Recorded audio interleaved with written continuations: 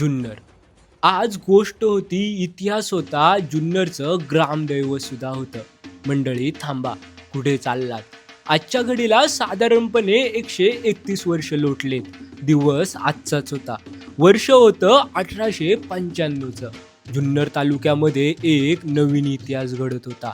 जुन्नर तालुक्यात पहिला सार्वजनिक गणपती उत्सव साजरा होत होता. ते सुद्धा लोकमान्य टिळकांच्या मार्गदर्शनाखाली.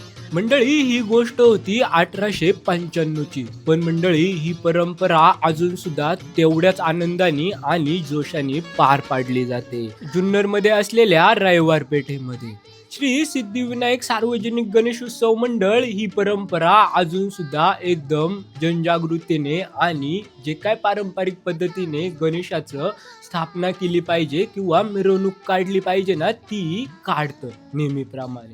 मंडळी आपल्या कावळ्याला वरतून काहीतरी छायाचित्र अशी दिसत होती, त्यासोबत खालून सुद्धा अशी दिसत होती.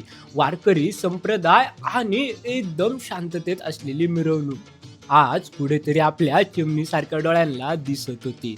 मंडळी आपल्या जुन्नरमध्ये असे कितीतरी इतिहास आहे. त्या इतिहासांपैकी हा एक इतिहास आज तुम्हाला कुठेतरी मी सांगितला आहे.